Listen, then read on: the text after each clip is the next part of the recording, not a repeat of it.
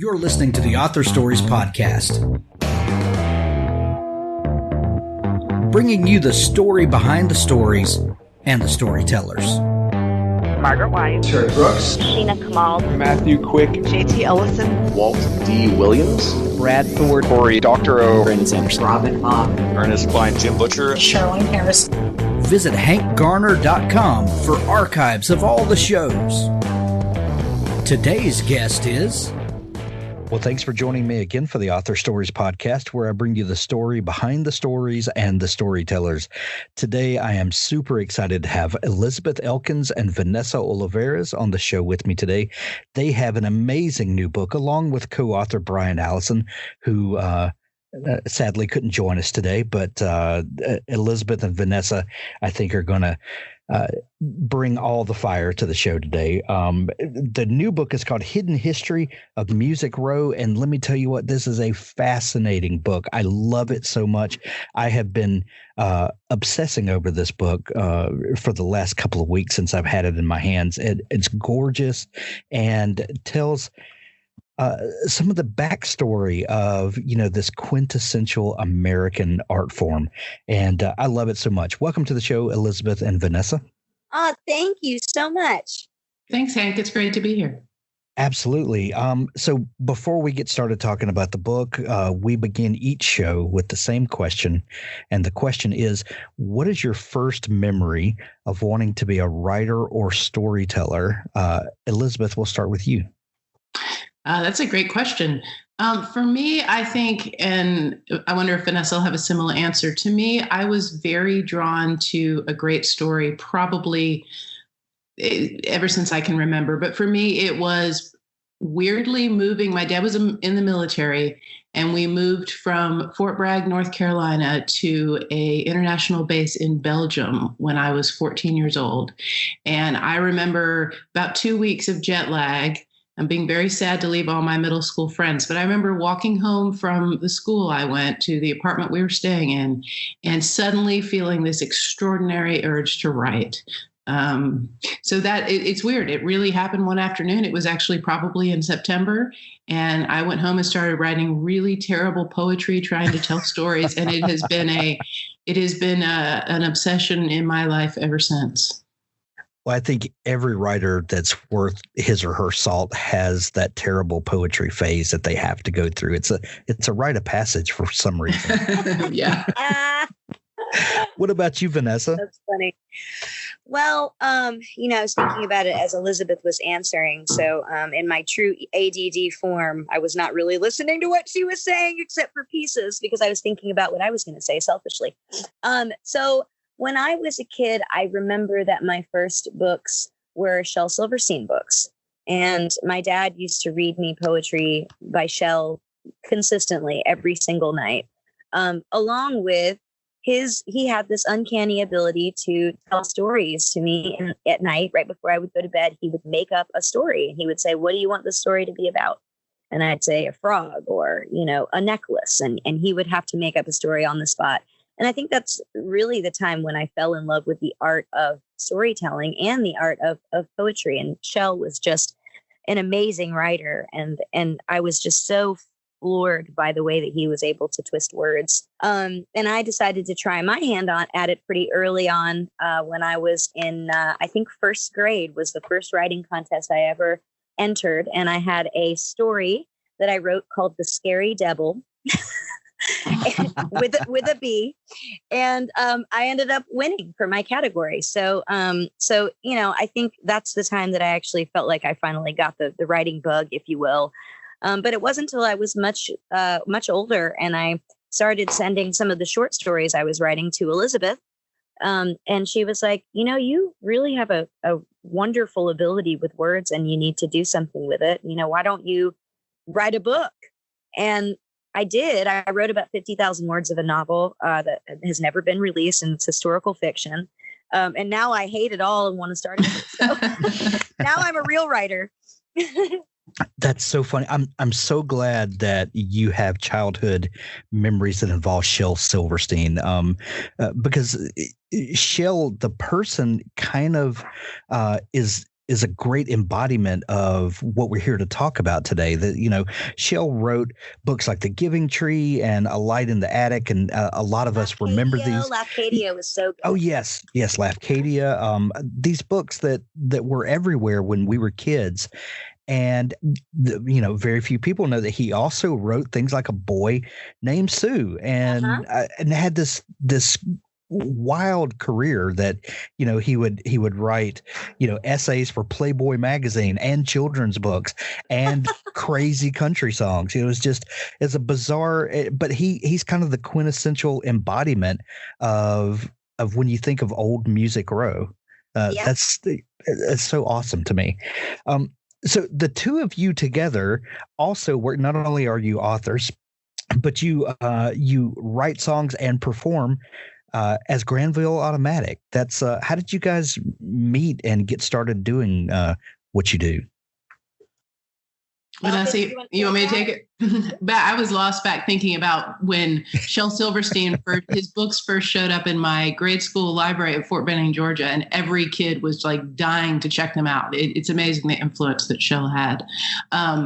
So Granville Automatic started about a decade ago now. We were both in the music community in Atlanta, and I was playing in a punk rock band, and Vanessa was playing in country bands. And we really don't know where we met, but we certainly had some overlap in our friend circles. And I had started focusing a lot on being a songwriter. As you get older in music, they start saying, "You're too old." You know, you're like 25, and they say, "You're too old. You're too old." And I was coming to Nashville, and, you know, Vanessa had a lot of country co-writing experience and Nashville experience. And I am not a country singer. I am a punk rock singer. And, you know, that Patti Smith thing is about all I've got. So I was writing songs, but couldn't sing them to do demos. And everyone said, "Oh, well, the best country singer in Atlanta is Vanessa. You guys should get in touch with her." And the timing was kind of right that we reconnected or connected for the first time. And I asked her to sing some demos, and my rock band was taking a hiatus, and we decided, well, let's try writing together. And we had a weekly writing appointment at her house in East Atlanta, and realized we wrote together really well. Ironically, we don't write together as much now, but we ended up with a body of songs that clearly started feeling like a band. And so we made the decision. At that point, we kind of mapped out our rules and plans for Granville Automatic, and it started as a storytelling project. It's morphed into some albums that are focused on specific cities or histories, but it has been at its heart about storytelling. So I grew up just outside of Meridian, Mississippi, which is the home of Jimmie Rodgers and the father of country music. And, you know, when I was a kid, we used to have an annual Jimmie Rodgers festival, and which is having a bit of a revival now. But back then there was this great old theater downtown called the Temple Theater. It's still there. But it was owned by the Hamasa Shriners and was built in the early 1900s, this giant theater. And for a week long, there would be this every night festival with 5 or 6 different acts playing and anybody who's anybody in country music came to the Jimmie Rodgers Festival every year. That's awesome. And my dad was on the board of directors of the Jimmie Rodgers Festival. So my sister and I just ran like little wild Indians, but in backstage at the Temple Theater all week long, and just had, you know, got to meet anybody who's anybody during this time, and didn't have sense enough to realize what we were in the midst of until way later in life. But, you know, this was something that was literally ingrained in my upbringing. But as I got older, you know, I didn't really. I kind of turned my nose up to country music, and it didn't. I didn't think that it connected with me until I got older again. And then some of those records from when I was a kid, I was like, oh, I just wasn't ready for them yet. They didn't mean anything to me, and I kind of had to come back around to country music instead of the other way around. And it's so funny, Elizabeth, that you used to play in a punk band. Like what does country music mean to you? And then Vanessa, if you want to kind of tag on that that after Elizabeth, but what is this art form, this very specifically American art form that actually, has deeper roots that go back, pre-America, but what does this particular art form mean to you, and what do you think makes it so special that people from all walks of life come to it? I think that's a great question. And one, I hope you've listened to Cocaine and Rhinestones, because I believe your hometown has a little bit to do with that in some of the stories. Okay, every good. episode. I'm waiting for season 2 if he would hurry up. I know we're all waiting. I think it's a good question. It's a question I've certainly been asked before. So I grew up with two parents who are both incredible music lovers. My mom comes from a very musical family. They all have perfect pitch, and her mother was a first female symphony conductor in the state of Virginia. And my dad is, though he claims to be tone deaf, he is a consummate music fan. He grew up literally in the hills of Southwest Virginia trying to tune into the Opry. So I grew up hearing country music and having both parents who had a true love for music, and my dad who just had this literally his appreciation of Southern music and Southern art and literature was just extraordinary across the board. But he's also the guy that introduced me to, Bob Dylan, Joni Mitchell, Joan Baez, all that stuff. But I listened to it a lot growing up. And some of that was the Dolly Parton, the Kenny Rogers, the stuff that was popular in the late 80s and into the early 90s. But for me, my favorite songwriters and what I was always drawn to as a songwriter is the storytellers. And now that crosses genres, obviously, into people like Leonard Cohen and Paul Simon. But there is something about, to me, the South is no better defined than what Flannery O'Connor did. And I think, in a sense, a lot of country music is doing what Flannery O'Connor does.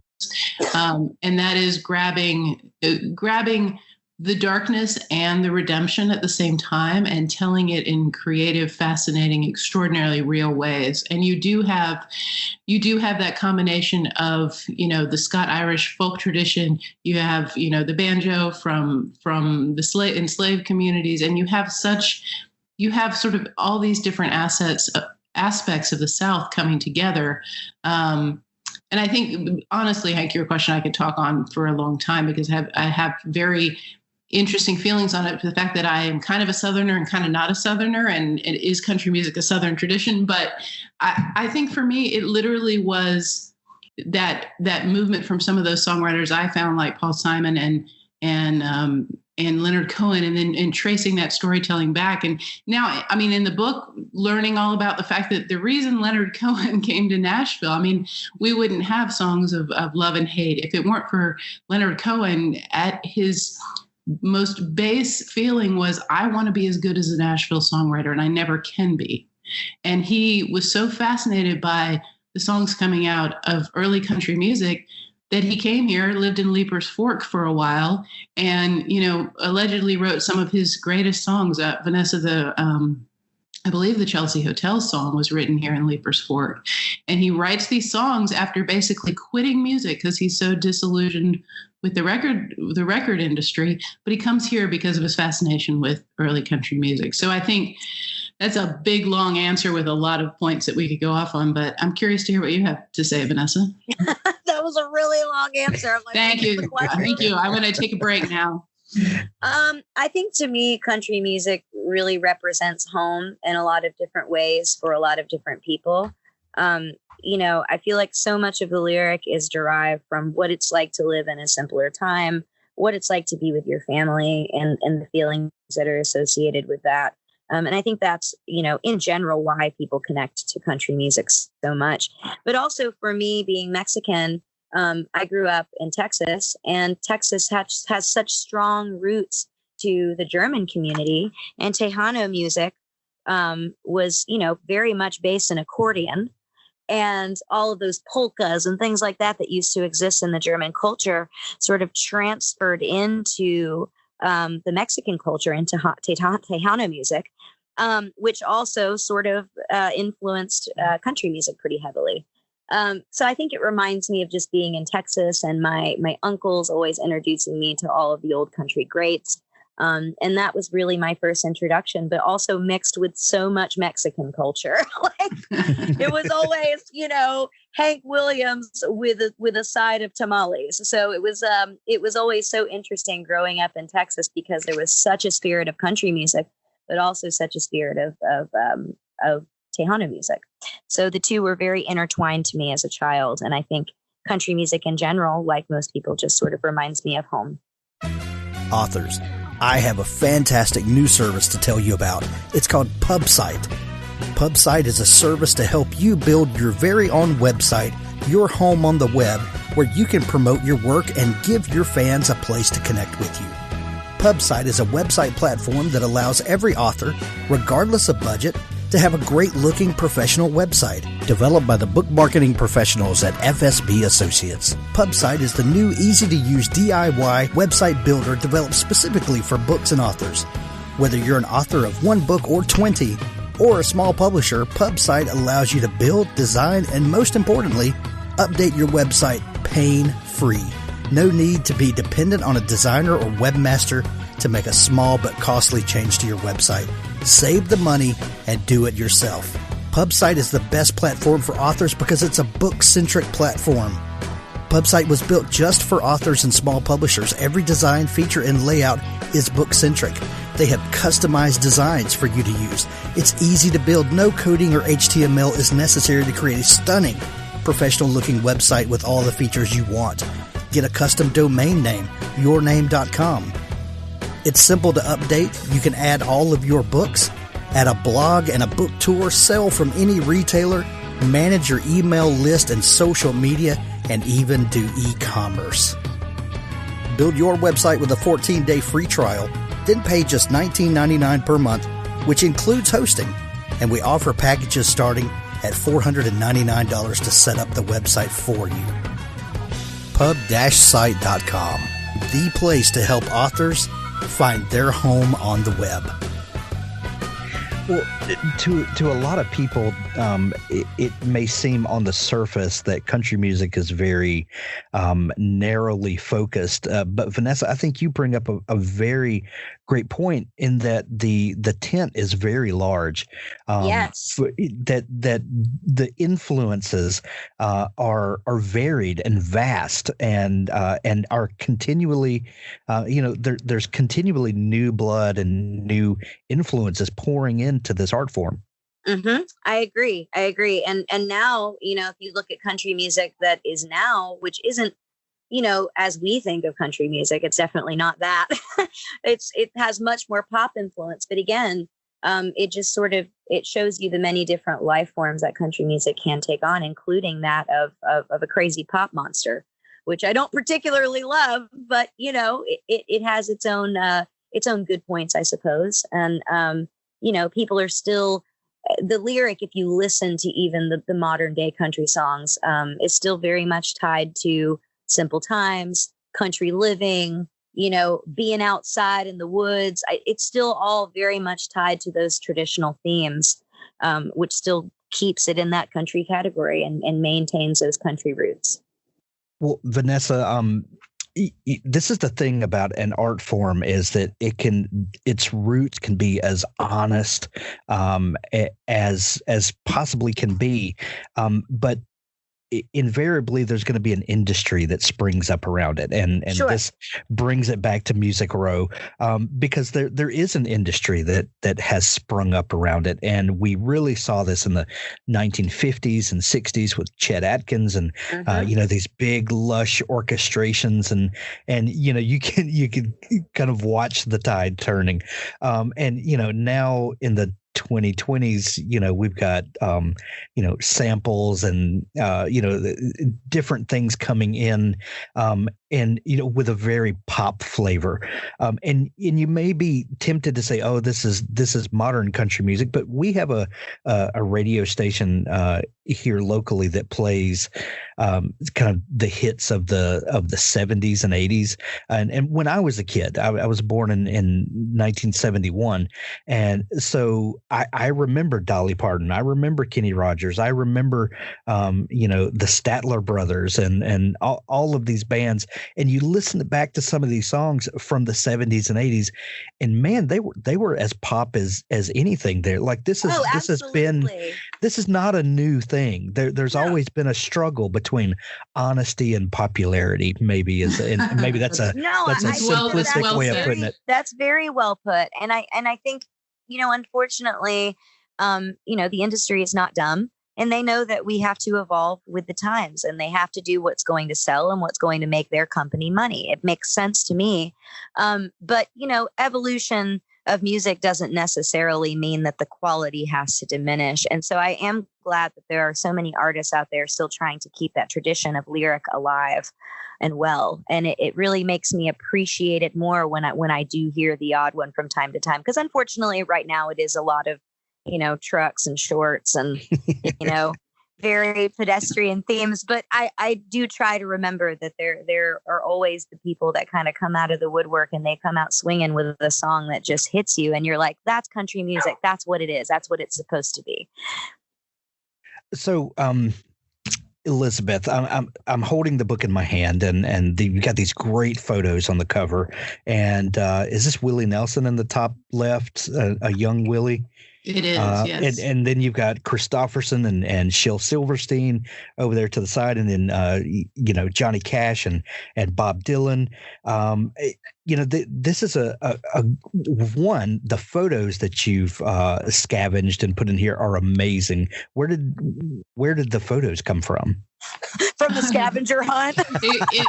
You keep nailing. Scavenge was a very accurate word to use. And it's so funny because when you're writing a book, you're so worried about getting all that text done, and then you're like, oh my gosh, we have to get photos. So it was kind of a scavenger hunt, and true credit to Brian, who has written books before, history books before, and he had wonderful relationships with the Nashville Public Library and with the Tennessee State Library and Archives. And he also, we all are connected with the Country Music Hall of Fame. And so it was a combination of that and also Brian's personal collection. Brian's dad was Joe Allison, who was a very instrumental producer and songwriter early on Music Row.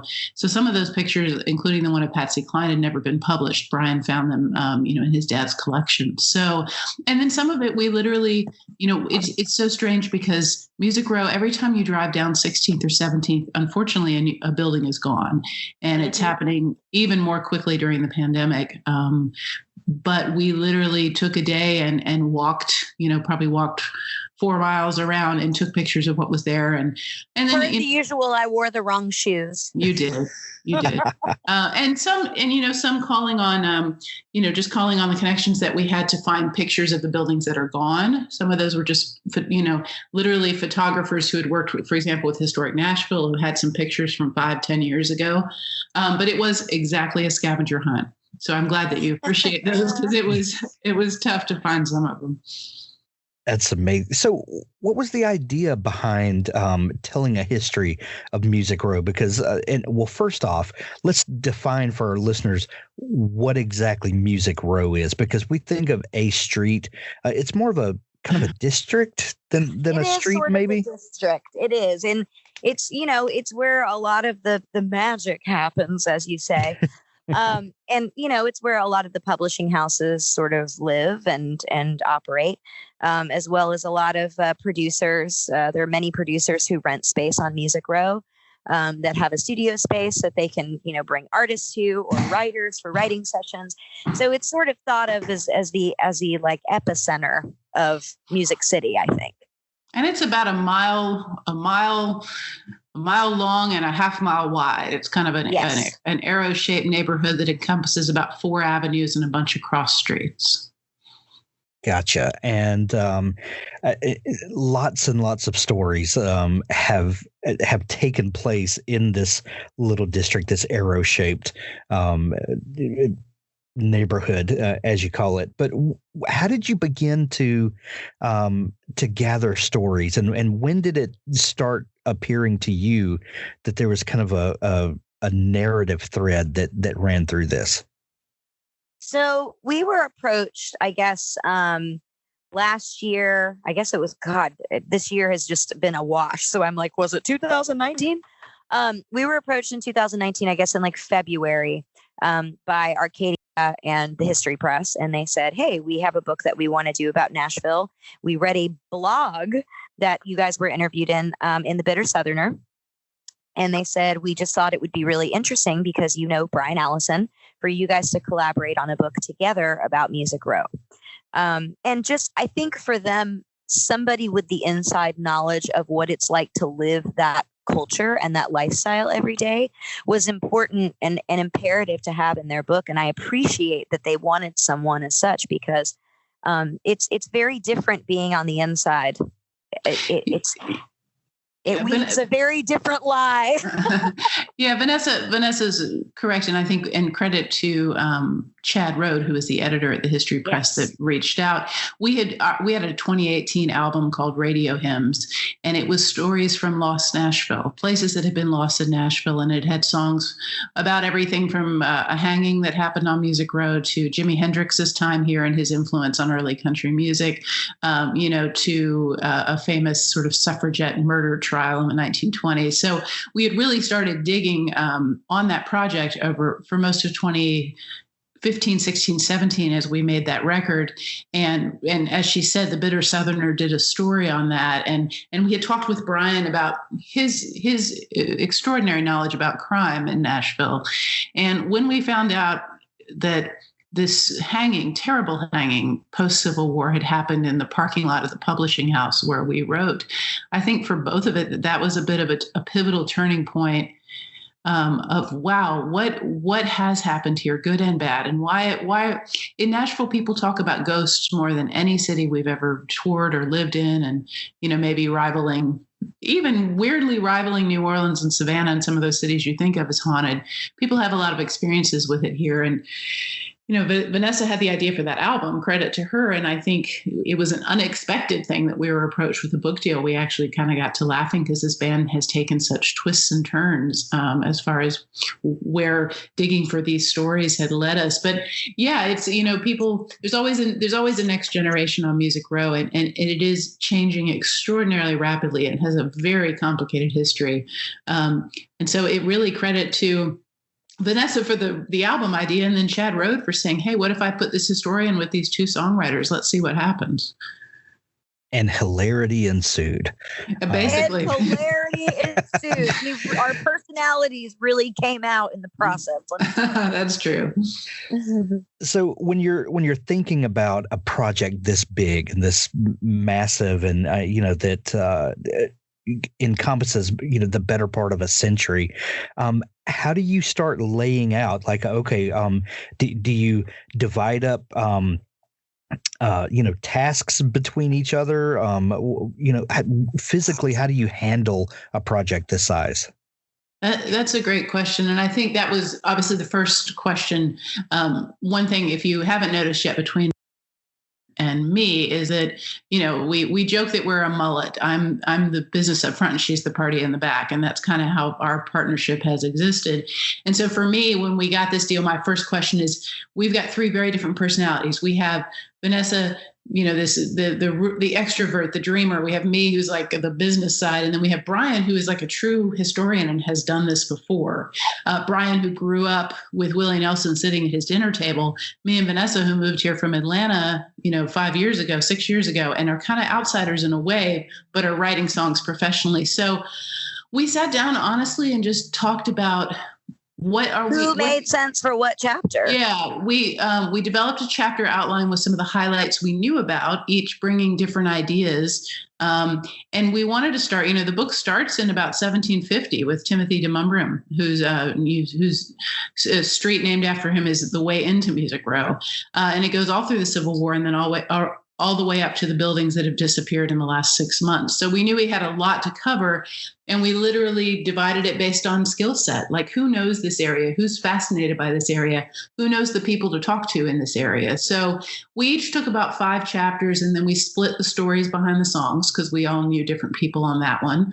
And it was divide and conquer, Hank. We literally met, and then we said, see you in 6 months. We know we have 55,000 words. Let's hope, chapters should fall about here. And we were shocked when we landed bullseye on the word count. And we all did it differently. I'll let Vanessa share how differently we did it. Okay. So I was terrified basically of, just at the thought of writing a book in general, A, because it was something I'd always wanted to come to fruition, but B, oftentimes when things come to fruition that you weren't expecting, there's a great deal of fear, I think, associated with that. So my method of writing was just to panic and delay. So that's what I did. And panic and delay. Stop, drop, and roll. So I literally waited until about book was due in December. Beginning of December. And 5th. I waited until about October to start my interviews and until November to actually start writing. We were on tour the last couple weeks before the book was due. And I thought that Elkins and I might not come out of it alive because she was so angry with me. She was like, please write your book. Please don't let me down. I was like, I'm going to do it in my own time and with enough Adderall. So I did. My friend, seriously, I had a friend that was like, here, take these. And so I popped an Adderall, like a quarter of an Adderall was plenty for me. And I wrote like 12,000 words for one chapter, at which Elkins screamed at me and said, I have to edit this down, right?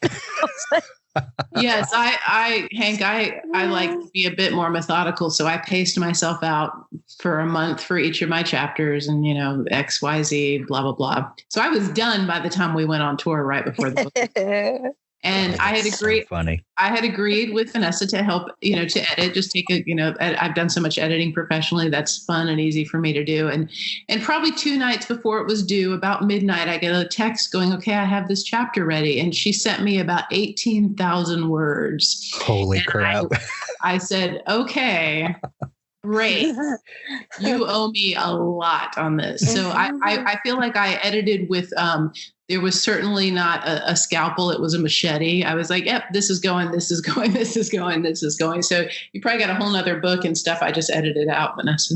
Yeah, you get so attached to it, though. You don't want to edit pieces out because I think you as the writer get really attached to it. And it was really hard for me to separate myself from it. And so I was like, just take it and cut it up. No, I chopped it up. I chopped it so badly, but that's all right. It worked out. But yeah, so we, I can remember we had really difficult routing on that tour. We had Nashville, New York, New Jersey, somewhere, I don't remember, Atlanta, or Charlotte, then back up to DC, then back down to Atlanta. And we were getting pretty tired. And I remember leaving DC at 5:30 in the morning to get to our sound check in Atlanta. And it was a beautiful morning in DC. Like we drove through, can't think of the name of the park, Rock, whatever it is, park. And I remember about North Carolina, I thought this band is done because we were so tired and angry at each other and she's trying to write. And I was like, that's it. It's the end of Granville Automatic. But here we are. Now we have another book to write, in which I will probably panic and delay until February. Is that going to be Hidden History of Music Row Volume 2, the Chainsawed chapters? Exactly. Yeah, exactly. No, it is kind of a Volume 2. It's called Lost Music Row. So it will dive into the buildings that are completely gone and also some of the careers that are completely gone. We're doing some twists on Lost.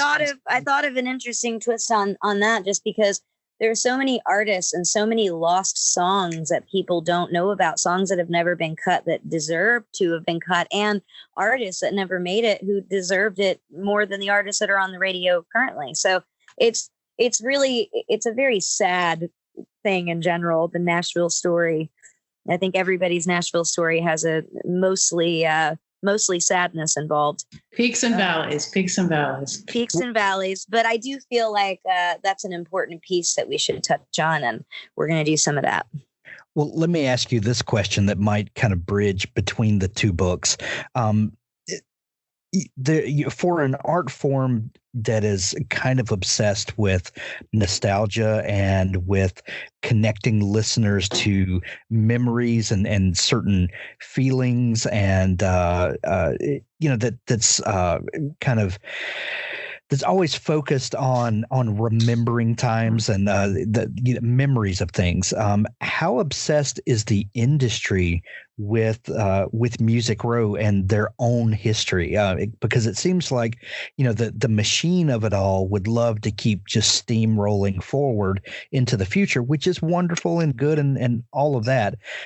But for an art form so obsessed with history, is the industry obsessed with its own history? No, not at all. No. No. I mean, that's the battle at the heart of the future of Music Row is, after the big boom in the 90s, essentially the genre outgrew these little charming houses. And the glass tower started going up, and Nashville's at a very strange turning point with its property values, its rate of development. The pandemic's obviously put an interesting kink in that massive, speeding bullet train where Nashville was headed.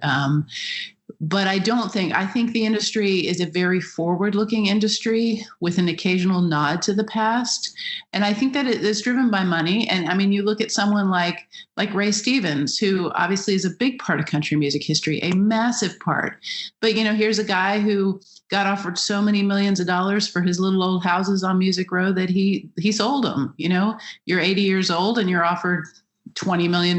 Sure. Here's money for my heirs. And now we've got glass towers and apartments and mixed use buildings going in there. And there's a fundamental issue of a space that was picked in the 40s and 50s because it was a downtrodden, extraordinarily affordable neighborhood close to downtown, where musicians who are not very often ones with big bank accounts were able to set up in these little houses, and they were able to operate in this neighborhood because it was affordable. So it is really the heart of a long time feud, one between the local government and the country music industry that began, when Nashvillians were angry with that dirty old mountain music coming down and ruining their town, in the 30s. But it's a very interesting time. And I think the industry is very forward looking. I think now you have a big influx of people from Los Angeles and New York, and even from Stockholm and London coming here because it is still cheaper than there. But I think that's all the neighborhood has always been doing that. And it was an absolute, essentially a slum in the 50s and 60s, and even the early 70s, very dangerous. And the book talks about that and the murders that were going on.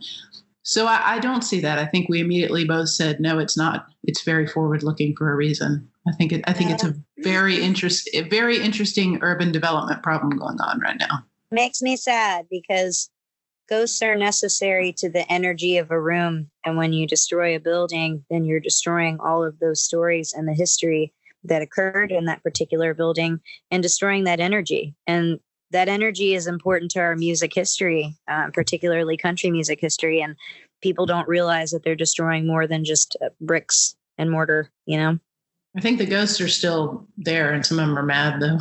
Yeah, they're pissed off. They're not giving any ideas out because they're like, y'all tore me down. Well, a side note, speaking of ghosts, there's a fantastic video on your website, on the Granville Automatic site, where you guys are kind of touring around and trying to stir up some of these ghosts of country music. And I'll put a link to it in the show notes of this episode because it's fantastic. And I think it really goes to the heart of what you guys are doing. Well, thank you. Absolutely. The book is called Hidden History of Music Row. It's out available everywhere now. We'll put links to it in the show notes of this episode to make it. Elizabeth and Vanessa, where can people find you online if they want to dig into all the fascinating stuff that you guys are doing? You can go to granvilleautomatic.com, and that links to the book, and it links to all of our records and all our videos. Yep, you can find everything there. Excellent. We'll put links there to make it easy for folks. I am recommending this book to everyone that I meet. It's such fantastic reading. Even if you're not a country music fan, but if you're just a fan of history or, of music in general, you're going to love something about this book. Elizabeth and Vanessa, thank you so much for taking time to come on the show. Please come back when the second book comes out, and let's spend some more time together. Love to. Absolutely. Thank you for having us, Hank. Papyrus Author was designed and developed with the modern writer's needs, wishes, and preferences in mind. From big structures right down to tiny details, every single feature of our software has been carefully and meticulously crafted in collaboration with authors. Take charge of your writing with the author interface, which gives you access to different elements of your story, such as characters, backgrounds, and narrative structure.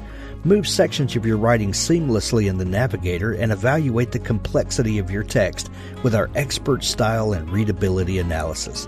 Never worry about losing progress with automated backups. With Papyrus Author, you can be your own writer, editor, and publisher. The world of writing is about to change. Papyrus Author, the word processor for authors, has arrived on the international stage, unrivaled in its scope. It is the first software suite to unite every single step of creative writing.